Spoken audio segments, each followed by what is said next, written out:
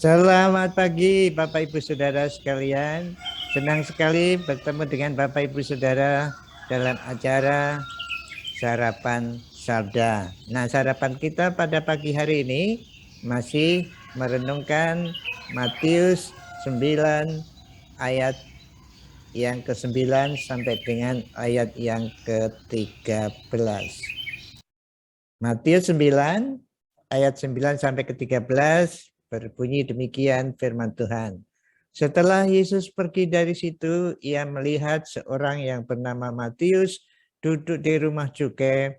Lalu ia berkata kepadanya, ikutlah aku. Maka berdirilah Matius lalu mengikut dia. Kemudian ketika Yesus makan di rumah Matius, datanglah banyak pemungut cukai dan orang berdosa dan makan bersama-sama dengan dia dan murid-muridnya. Pada waktu orang Farisi melihat hal itu, berkatalah mereka kepada murid-murid Yesus, mengapa gurumu makan bersama-sama dengan pemungut cukai dan orang berdosa? Yesus mendengarnya dan berkata, bukan orang sehat yang memerlukan tabib, tetapi orang sakit. Jadi pergilah dan pelajarilah arti firman ini. Yang ku kehendaki ialah belas kasihan dan bukan persembahan, karena aku datang bukan untuk memanggil orang benar, melainkan orang berdosa. Nah, Bapak Ibu Saudara sekalian yang dikasihi Tuhan Yesus, cerita ini adalah kesaksian Matius. Pada waktu Matius diundang Tuhan Yesus, suruh mengikut, dia mengikut, dia senang sekali. Kemudian dia mengundang teman-temannya bahwa dia ikut Yesus. Mungkin ini jangan-jangan perpisahan, ya saya sudah mundurkan diri dari pemungut cukai, saya mau ikut Yesus, mungkin seperti itu. Tetapi isinya di dalam pertemuan itu, Matius memperkenalkan Yesus kepada teman-temannya. Bapak Ibu Saudara sekalian yang dikasih Tuhan Yesus, kita orang-orang percaya kalau hari Minggu ya ke gereja, tapi di gereja itu kan terdiri dari orang-orang yang sudah percaya. Nah, orang-orang yang belum percaya kalau diajak ke gereja ya mungkin kaku-kaku atau tidak bisa, mungkin seperti itu. Nah, hari Senin sampai Sabtu itulah tugas kita semua orang percaya mengundang, seperti Matius itu mengundang teman-temannya ke rumah kita. Mari kita buka rumah kita untuk orang-orang yang belum kenal Tuhan Yesus. Bukan untuk disingkiri, tetapi untuk dikasih, untuk mendapat belas kasihan Tuhan Yesus. Nah, saya teringat ada suatu peristiwa yang luar biasa menurut saya. Istri saya mempunyai kakaknya mempunyai suami. Ya, apa itu perepean dengan saya ya, seorang pengusaha yang berhasil. Nah, pada waktu ulang tahun pernikahannya Mas, ulang tahun pernikahan ke-50, dia mengundang pengusaha-pengusaha lain, teman-temannya. Dan kebanyakan adalah orang-orang yang tidak percaya, yang tidak percaya kepada Tuhan Yesus. Tapi dia undang, dan datang ada ratusan orang mungkin pada saat itu. Lalu dalam acara itu ada, ini bukan kebaktian ya, acaranya adalah ya ulang tahun pernikahan ke-50. Lalu cerita mengenai bagaimana dulu bisa ketemu pacarannya, pacaran, kemudian cucunya bersaksi gimana sikap kakeknya ini, kemudian lalu ada nyanyi-nyanyian juga. Tapi ini lagi-lagi bukan kebaktian. Memang ada pendeta juga berdoa, memberi nasihat, tapi ini bukan khotbah.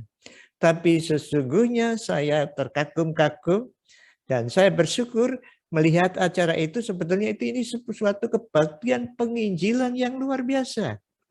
Seorang pengusaha bisa mengumpulkan orang yang belum percaya, kemudian mendengar Injil dengan tentu saja dengan cara yang sederhana, dengan kesaksian, tapi pengalaman hidup seperti itu. Ini kebaktian penginjilan. Nah, saya sendiri yang mengelompokkan diri sebagai orang pelayan yang sepenuh waktu, dosen teologi, tidak bisa mengumpulkan seperti itu, mengumpulkan orang banyak seperti itu lalu mendengar Injil. Ini luar biasa. Nah, kita tidak seperti dia, pengusaha yang berhasil, punya teman banyak. Mungkin kita dengan apa yang kita miliki sendiri ini. Kalau Minggu memang kita orang percaya berbakti kepada Tuhan, tapi Senin sampai Sabtu giliran kita untuk mengundang, mungkin tidak mengundang juga, mungkin mendatangi orang-orang di sekitar kita yang belum kenal, tidak khotbah. Cerita saja pengalaman hidup kita bersama Tuhan. Siapa tahu di antara mereka yang tertarik, dan itu Tuhan Yesus melalui Roh Kudus yang meyakinkan mereka, mereka bisa percaya kepada Tuhan Yesus. Mungkin ini luar biasa, cara seperti ini, seperti Matius ya. Matius akhirnya nulis. Jadi kesaksiannya itu ditulis, jadilah buku Injil Matius yang sekarang berjuta-juta, mungkin miliar orang sudah membaca kesaksiannya. Dan jangan-jangan saya rasa dan saya percaya ada jutaan orang percaya kepada Tuhan Yesus lewat tulisan Matius ini. Luar biasa bukan? Mungkin Bapak Ibu Saudara bisa juga nulis pengalaman hidup saudara, ditulis, lalu dicetak jadi bahan buku, disebarkan. Itu seperti itu bisa menjadi berkat bagi orang lain. Atau di WA saudara kesaksian, bukan kesaksian secara langsung ya, mungkin cerita pengalaman hidupnya bersama Tuhan. Itu bisa menjadi seperti Matius, mengundang banyak orang percaya kepada Tuhan Yesus. Paling tidak mengundang orang mendengar Injil Tuhan Yesus Kristus. Mungkin ini bagus sekali metode ini dilakukan oleh bapak-bapak pendeta di gereja. Mungkin seperti ini. Ya, jadi kalau ulang tahun ngundang teman-teman belum percaya, lalu ada doa. Ya tidak kebaktian ya, doa tapi isinya mungkin kesaksian.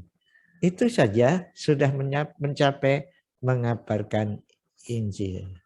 Puji Tuhan, Matius telah memberi contoh kepada kita, pengalamannya bersama Tuhan, disampaikan kepada teman-temannya, lalu ditulis, jadi jutaan orang percaya kepada Tuhan Yesus. Mari kita bersyukur atas ini dan kita mohon kita jadi seperti Matius kecil-kecilan. Ya, tidak seperti Matius ya, Matius berhasil tulisannya berhasil menyelamatkan jutaan orang. Mungkin kita kecil-kecilan saja. Mari kita berdoa. Tuhan Allah Bapa yang di surga, kami bersyukur atas Matius yang Tuhan panggil dan menjadi berkat bagi teman-temannya, bahkan bagi dunia ini. Kami mohon kepadamu ya Tuhan, jadikanlah kami berkat bagi tetangga kami, sekitar kami. Seperti Matius, biarlah kami bisa membagikan pengalaman kami bersamamu, sehingga menyebabkan orang datang kepadamu untuk menerima Engkau sebagai Tuhan dan Juru Selamat. Terima kasih Tuhan, terima kasih. Dalam namamu kami berdoa. Amin. Selamat beraktivitas Bapak Ibu Saudara sekalian. Tuhan Yesus memberkati. Amin.